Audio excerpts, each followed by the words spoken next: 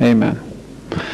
We're going to do this class in English tonight for Damian Martinez. No. All right. ¿Dónde estamos? Ah, sí. La iglesia. ¿Cómo se llama la doctrina de la iglesia?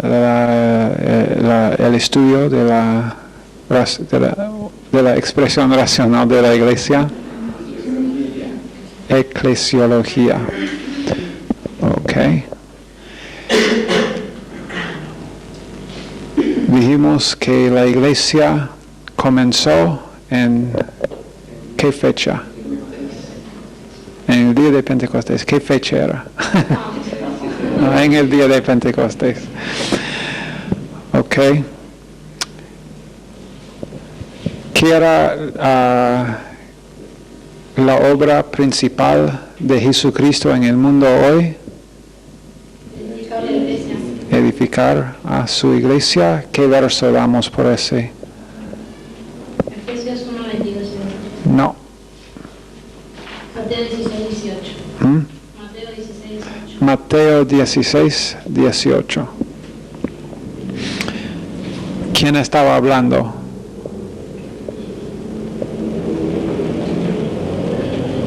Jesús. Jesús mismo, declarando que vamos a estudiar un poquito más profundamente este verso en algunos minutos.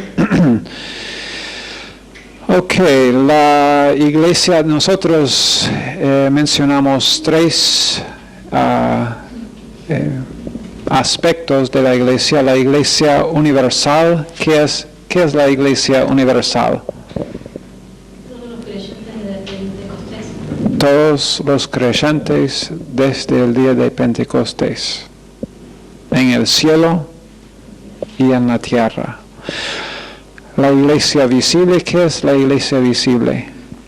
Todas las personas en las iglesias locales. Ok, todas las personas en iglesias locales en este momento en la tierra. No incluye los que han muerto. Después tenemos la iglesia local, que es mi iglesia. Ok. ¿Cuál era la diferencia en el uso de la palabra griega eclesia en el griego clásico y en el griego koine del Nuevo Testamento? En el clásico era una asamblea política. Ok, el significado de la palabra era realmente la reunión.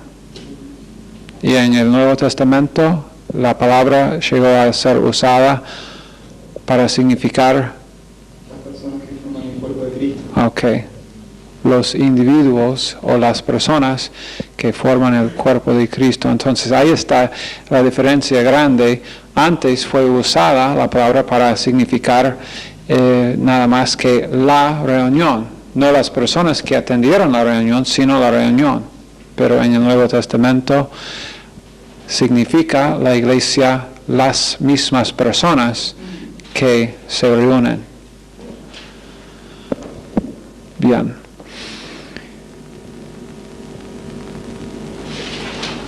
Ok, mencionamos tres distinciones acerca de la iglesia hoy. La iglesia es, número uno, una obra posterior a la vida terrenal de Jesús. No comenzó mientras Jesucristo estaba en el mundo. Bueno, ya hemos dicho que comenzó en el día de Pentecostés. Y eso es muy importante al entendimiento, especialmente de los evangelios, porque Jesucristo habló de la iglesia y dijo que yo edificaré mi iglesia, pero también él habló del reino, y él habló del reino en por lo menos tres formas, y después también habló de los misterios del reino. Pero no siempre el reino significa la iglesia. Puede en algunos usos en el Nuevo Testamento, pero generalmente cuando Jesús estaba hablando del reino, Él no hizo referencia a la iglesia. Y esa es una de las cosas que vamos a mencionar mañana en la radio cuando tenemos más tiempo para contestar a la pregunta que hizo una mujer acerca de Mateo 22, que en muchos casos cuando Jesús estaba hablando, Él estaba refiriéndose a los judíos y a la nación de Israel, y como ellos como nación rechazaron a su Mesías, entonces Él estaba ofreciendo el reino davídico o el reino mesiánico a los judíos, a la nación judía. Y cuando ellos como nación rechazaron a Jesús como su Mesías, ese reino davídico o mesiánico, que es igual, fue postergado ¿hasta qué punto?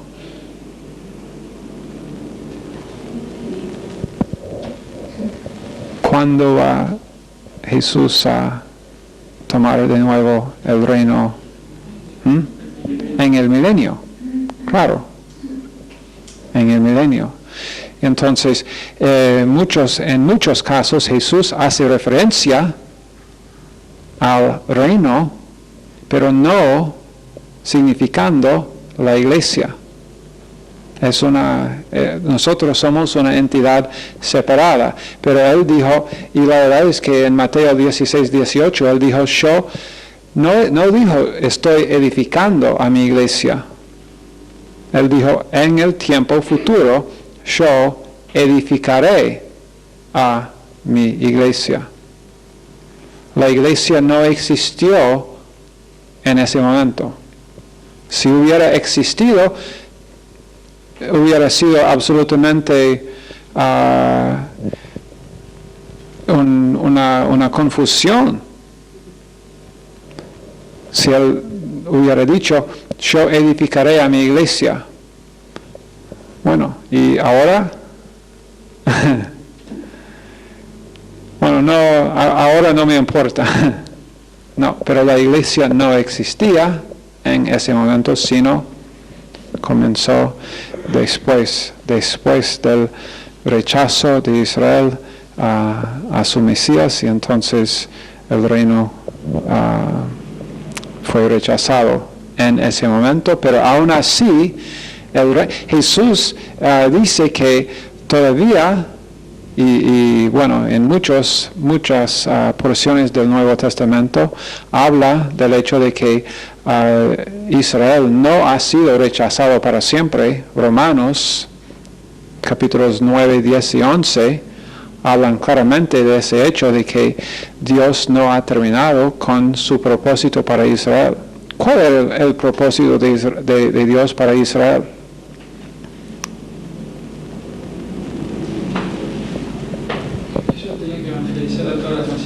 Tenían que evangelizar las otras naciones. Dios eligió a Israel para ser su portavoz, digamos, sus embajadores en el mundo para predicar el Evangelio. Y la verdad es que Israel casi nunca como nación, por lo menos,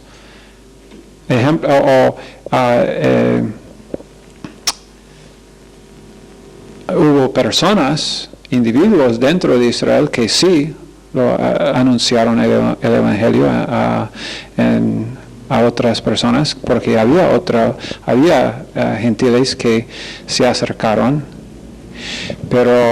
y fueron salvos, pero igual Israel como nación nunca realmente tomó su posición como anunciador del Evangelio. Entonces, pero Eso era el propósito de Dios para Israel y eso era exactamente la razón por qué ellos rechazaron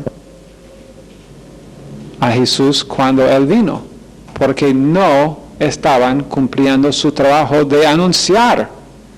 Y por no anunciar, por no estar diciendo, el Salvador del mundo viene, ellos mismos no lo reconocieron cuando Él vino. Y Él, pero igual, Él se ofreció el reino, milenio, el reino con Él mismo gobernando en la tierra a ellos, pero como su rey. Pero lo rechazaron como rey nacionalmente, aunque, claro, habían individuos dentro de la nación judía que sí aceptaron, los 11 discípulos por lo menos, y otros también, pero la mayoría nacionalmente lo rechazaron como rey. Entonces Él terminó de ofrecer el reino a Israel y habla entonces en Mateo 22 y en Mateo especialmente, porque Mateo tuvo su evangelio fue escrito primariamente a los judíos para convencerlos que ¿de qué?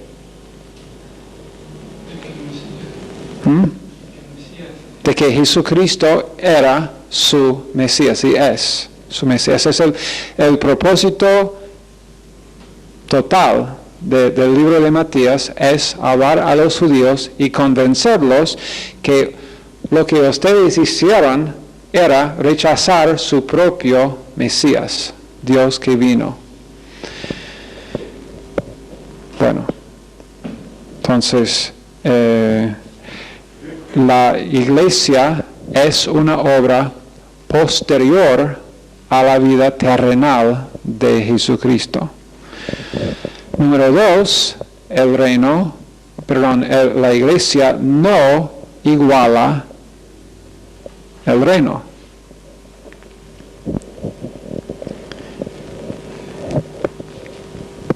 Y número 3, la iglesia no es la teocracia de Israel. ¿Qué es teocracia?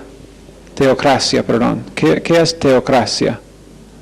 ¿Qué significa la palabra teocracia? No.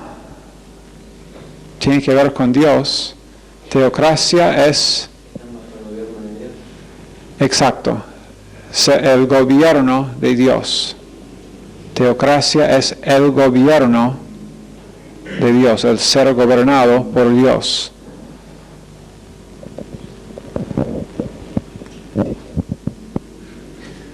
¿Cómo? Ajá. Sí, la iglesia no es la teocracia de Israel. Israel, el propósito de Dios con Israel siempre fue Él gobernando a esa nación. La verdad es que nunca fue el propósito de Dios, aunque Israel tuviese reyes humanos. Aunque Él los usó, pero fue el propósito de Dios gobernarlos Él.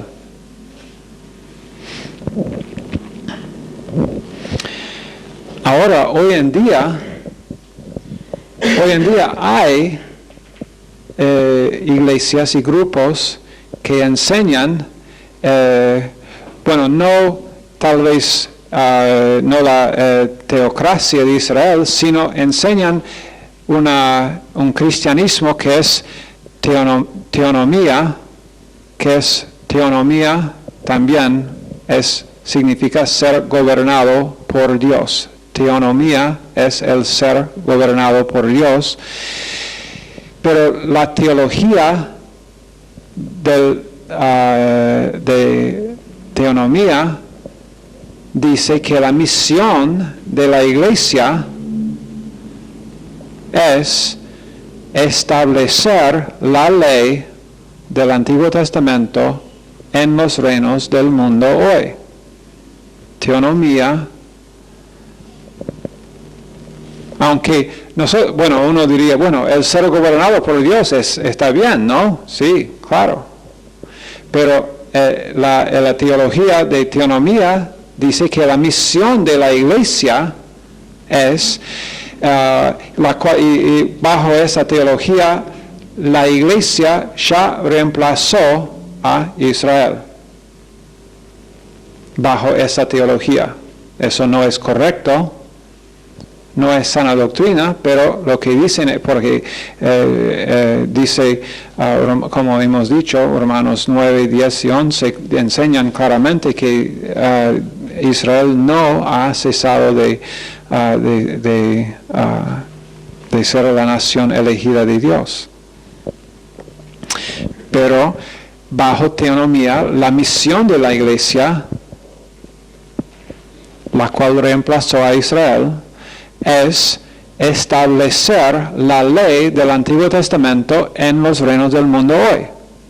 Teonomía enseña que lo que la iglesia tiene que estar haciendo es predicando la ley, la misma ley del Antiguo Testamento, pero ahora no es la ley, no es entonces la ley para los judíos, sino para gobernarnos a todos nosotros. Entonces, solamente vivir los 10 mandamientos y vivir las otras reglas y reglamentos que hay en el Antiguo Testamento es la forma de vivir la vida cristiana. Teonomía. Después hay otro grupo que se llama teología reformada. La teología reformada, que también enseña que la iglesia reemplazó a Israel. La iglesia también tienen esa misma idea, pero bajo teología reformada, ellos enseñan que la función de la iglesia hoy es establecer a Jesucristo como el Señor sobre todas las naciones y gentes. La función de la iglesia es establecer a Jesucristo como el Señor sobre todas las naciones y gentes. Las dos formas, teonomía y la teología reformada, se basan en el hecho de que la iglesia tomó el lugar de Israel. Esa fue la presuposición equivocada sobre la cual ellos edifican, y entonces porque la presuposición es falsa, la enseñanza, no puede ser sana.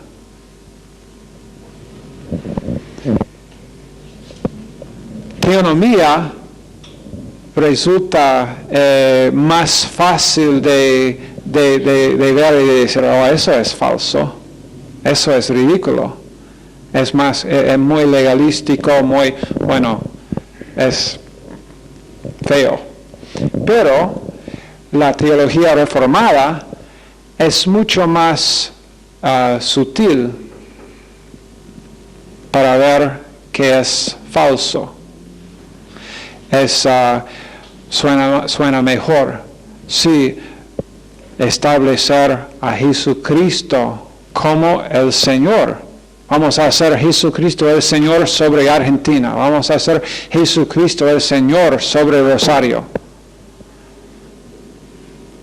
Vamos a tener una gran campaña para hacer Jesucristo el Señor de Rosario.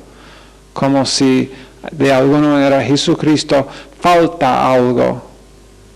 Oh, pobrecito Jesucristo, que Dios aparentemente no lo exaltó como Él dice, sobre toda autoridad. Lo exaltó sobre una parte, pero nosotros tenemos que exaltarle, tenemos que hacerle llegar más alto. Es el trabajo entonces de la iglesia. Lo que enseñan es que Jesucristo va a volver para los juicios, porque enseñan que ya estamos en el milenio, pero Jesucristo va a volver para los juicios y todo esto cuando nosotros, la iglesia, hemos limpiado el mundo lo suficientemente. Entonces, toda la responsabilidad, la razón por que Dios no ha vuelto para los juicios y todo es, bueno, porque nosotros no hemos limpiado todo el mundo, no hemos salvado todo el mundo. Otra presuposición básica de estas dos formas de pensar es que el ser humano es básicamente bueno y que puede hacer algo, puede cooperar con la gracia de Dios para y no es que nosotros vivimos solamente por la gracia de Dios, sino que, bueno, Dios da su gracia y yo doy mis obras y junto yo y Dios es mi copiloto. Vamos a hacer algo. Ok. En el Nuevo Testamento vemos realmente tres. El señor Ryrie habla de 4, realmente son 3 reinos de lo que vemos. Él enseña, y nosotros diríamos también, el reino universal, el reino davídico, mesiánico y el reino espiritual. También él incluye los misterios del reino, pero está hablando más acerca de los misterios del reino espiritual. Pero el reino universal significa simplemente que Dios gobierna. El reino universal, ¿quién creó el mundo? Dios. Satanás, el sistema cósmico, tú y yo, todos estamos bajo el reino de Dios, finalmente. Los no salvos están bajo ese reino de Dios. El reino universal. Dios últimamente manda. Satanás ni puede hacer algo sin el permiso de Dios. Entonces es el reino universal. Dios manda. La iglesia, bajo ese reino, obviamente está incluida. Pero la iglesia no iguala el reino universal. Okay. Está incluida como cualquier otra cosa. Todos, desde la creación hasta ahora y hasta el fin, estamos incluidos bajo el reino universal porque Dios creó a todos y es el jefe. Entonces, Él manda, Él gobierna, y la iglesia está incluida en ese reino. Ese reino podemos ver en 1 Crónicas 29. Voy a leer ese verso.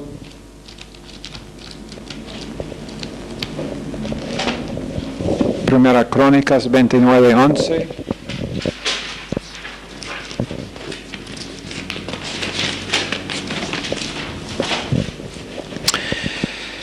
Tuya es, oh Jehová, la magnificencia y el poder, la gloria, la victoria y el honor, porque todas las cosas que están en los cielos y en la tierra son tuyas. Tuyo, oh Jehová, es el reino, y tú eres excelso sobre todos. Que ese es el reino universal. También Apocalipsis 15 y verso 3. Dice, y cantan el cántico de Moisés, siervo de Dios, y el cántico del Cordero, diciendo, grandes y maravillosas son tus obras, Señor Dios Todopoderoso, justos y verdaderos son tus caminos, Rey de los santos. Él es, eso acá de nuevo, hablando de las obras y maravillas de Dios, el reino universal. También Salmos 110.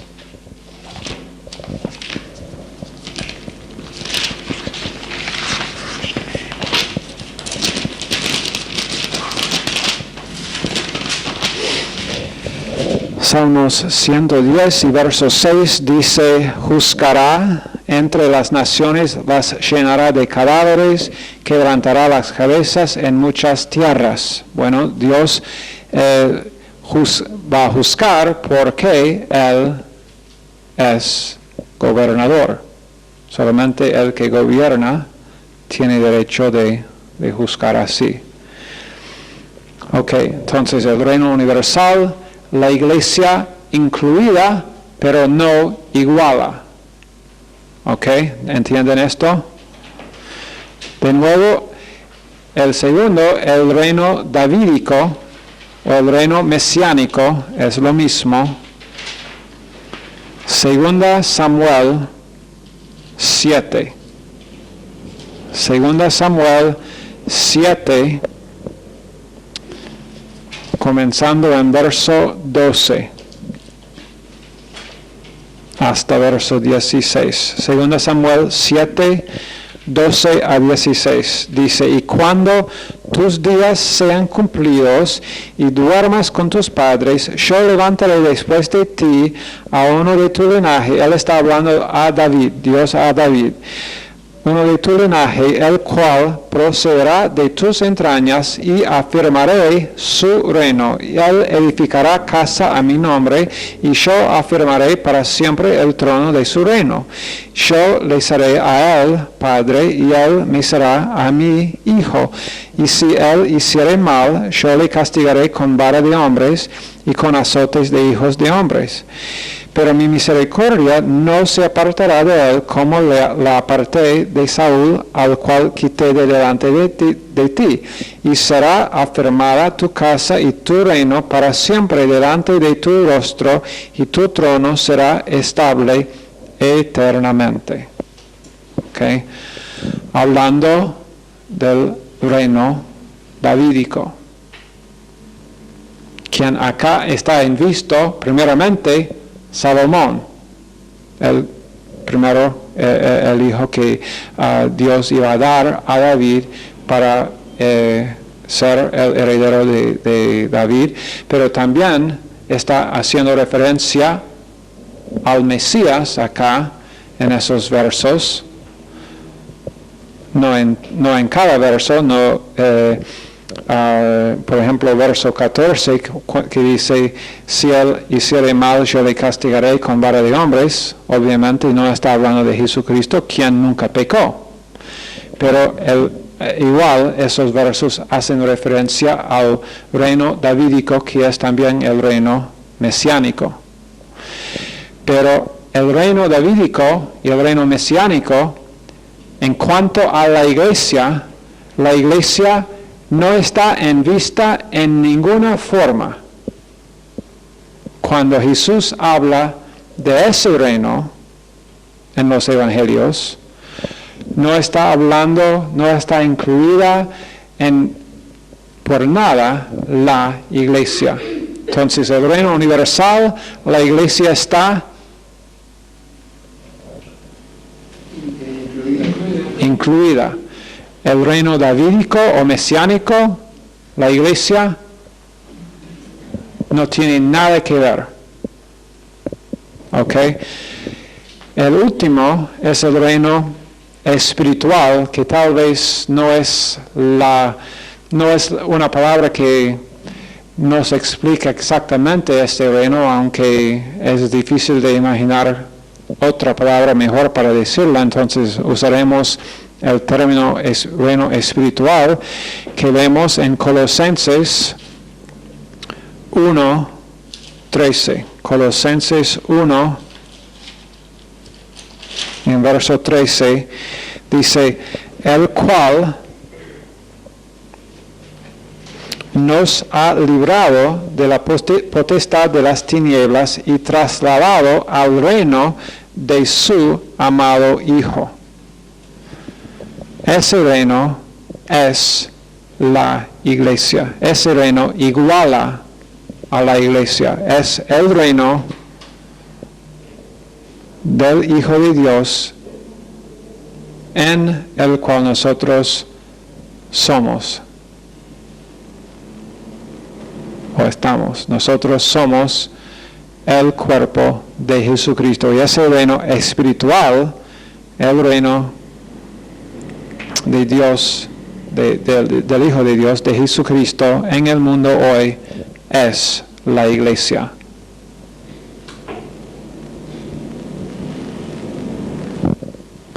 Y entonces, cuando vemos reinos, cuando en los evangelios especialmente, cuando vemos a Jesús hablando del reino, generalmente Él hace referencia al reino mesiánico o al reino davídico. Pero a veces Él hace referencia al reino universal, en la cual la iglesia está incluida. Pero es importante en los evangelios saber y discernir cuál reino Jesucristo está, de cuál reino Él está hablando. Porque muchas falsas doctrinas han sido basadas sobre simplemente el hecho de interpretar mal a cuál de los reinos Jesús está haciendo referencia.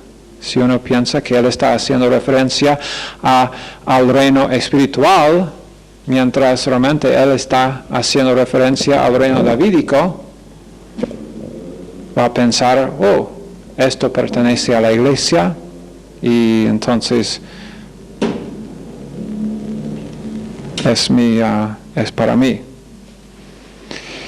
Aunque nosotros tenemos que darnos cuenta del hecho de que aunque toda la Biblia es inspirada y toda la Biblia es útil para nuestra, como hemos estudiado en 2 Timoteo 3:16, toda la Biblia es útil para enseñar, para redarguir, para corregir y instruir.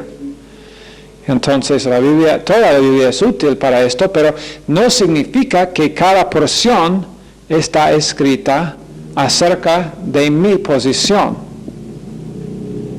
Entonces, puede ser que para mi instrucción entender que esto no pertenece a mí. Todavía es útil, pero es útil saber que no soy yo bajo ese reino. No soy un judío viviendo bajo esa dispensación. Y la verdad es que aún los judíos hoy no son parte de ese reino. Ahora cada individuo, que sea gentil, que sea judío, tiene responsabilidad individual ante Dios de responder al Evangelio. Ok. Yo dije que íbamos a ir a Mateo 16 y lo vamos a hacer ahora para saber un poquito más sobre esta porción que a los católicos les gusta tanto. Mateo 16:18. Bueno, vamos a comenzar con verso 15. Mateo 16:15.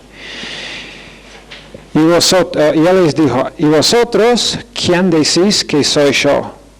Y respondiendo Simón Pedro, dijo, tú eres el Cristo, el Hijo del Dios viviente. Y entonces le respondió Jesús, bienaventurado eres, Simón, hijo de Jonás, porque no te lo reveló carne ni sangre, sino mi Padre que está en los cielos.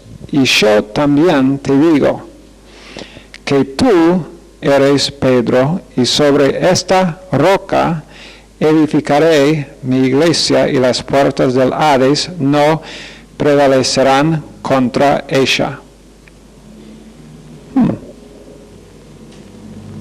Ok. Acá tenemos dos palabras griegas, Petros y Petra. Petros, P-E-T-R-O-S. Sí, deben estar escribiendo esas palabras. Petros, P-E-T-R-O-S, que significa piedra. Piedra. Que es el nombre que Jesús dio a Pedro, porque el nombre de Pedro era Simón. Era Jesucristo que dio el sobrenombre, el apodo Pedro, que es la palabra griega Petros, significa piedra. Después tenemos acá la palabra Petra, P-E-T-R,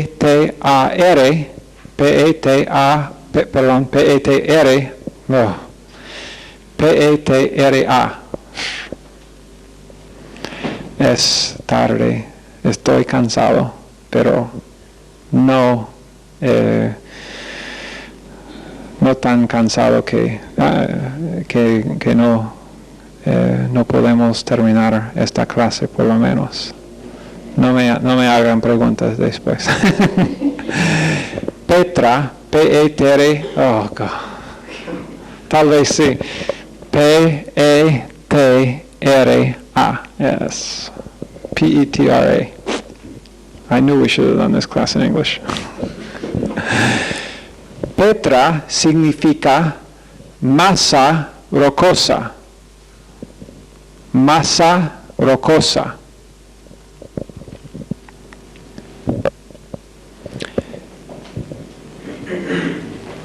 Petros, la palabra griega Petros, significa ¿qué? Piedra, una piedra. Petra significa una masa rocosa. ¿Cuál es más grande? Petra. ¿Cuál es más pequeña? Petros. ¿Ok? Bien, hasta ahora, ¿todos bien? ¿Todos están conmigo? ¿Entienden? Ok. Vamos a leer ese verso 18 de Mateo 16. Y yo también te digo que tú eres Petros. Yo también te digo, Pedro, que tú eres Petros. ¿Qué significa Petros? Oh.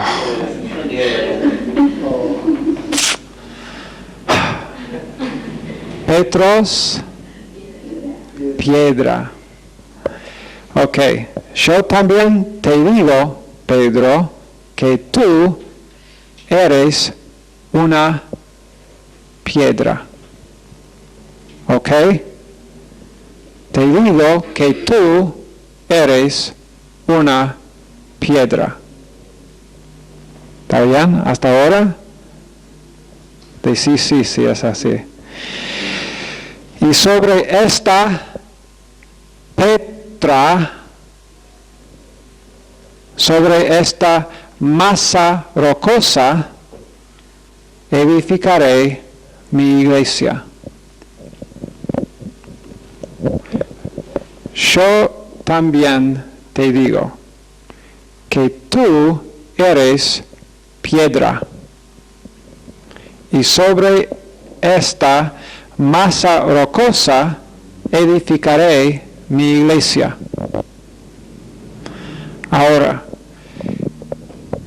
quién es o cuál es o qué es la masa rocosa sobre la cual Jesucristo va a edificar su iglesia.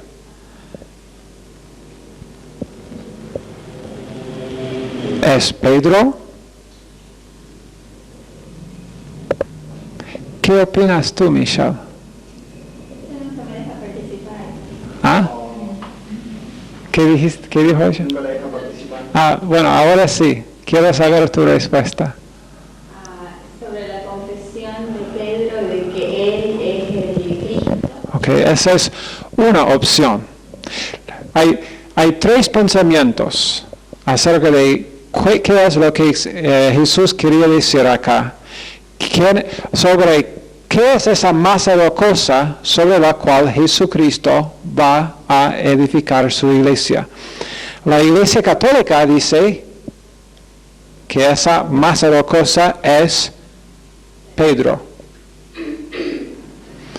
Pero obviamente, si nosotros simplemente leemos el verso en el contexto, esto no tiene sentido. Y yo te digo, tú, piedra, tú eres piedra.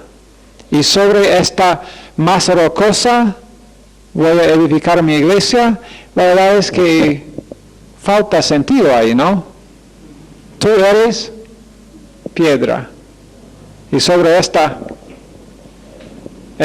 sería realmente sin sentido. Entonces, esta opción descartamos. Pedro no es la roca, no es la petra, la masa rocosa sobre la cual Jesús edificará su iglesia. Una opción es que en verso 16, cuando respondiendo Simón Pedro dijo, tú eres el Cristo, el Hijo del Dios viviente. Algunos piensan que Jesús está cuando dice, tú eres piedra. Pero sobre esta masa rocosa de la declaración que tú ya has hecho acerca de que yo soy el Cristo, el Hijo del Dios viviente, sobre esa declaración yo voy a edificar mi iglesia.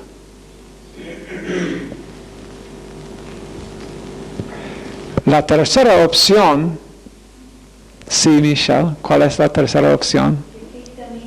Que Jesucristo mismo es la roca, la masa rocosa. Es posible que Él hizo algo así.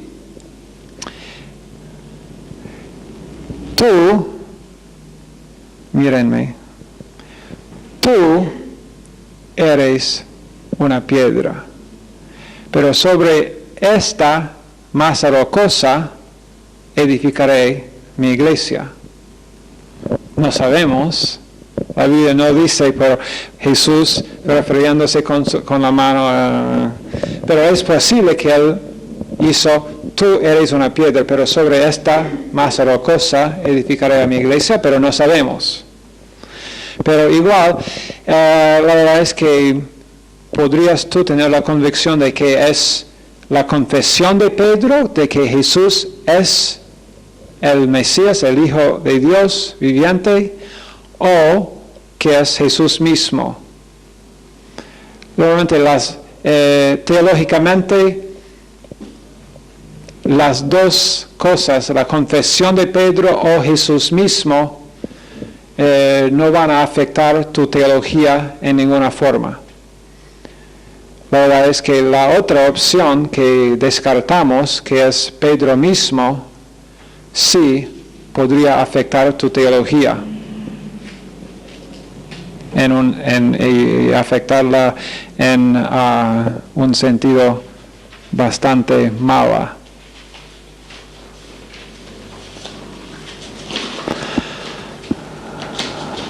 Ok. Bueno. cuál es la obra que Jesucristo está haciendo durante esta dispensación? Edificando su iglesia.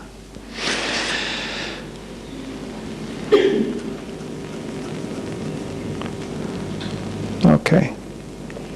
Bueno, creo que vamos a terminar allá. Yo iba, la verdad es que leer y hablar un ratito. Vamos a hacer esto en el principio de la clase mañana.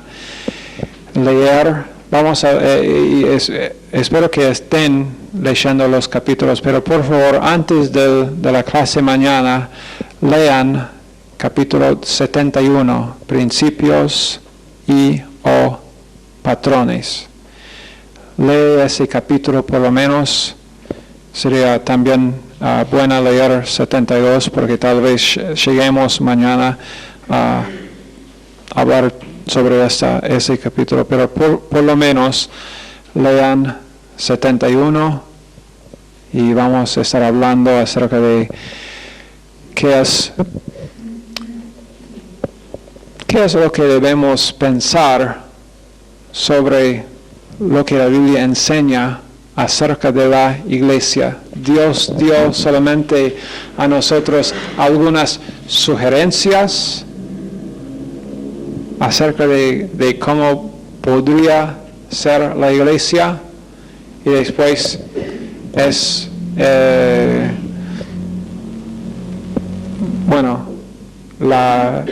la decisión, la elección de cada grupo, cómo van a implementar esto, o que Dios dio realmente principios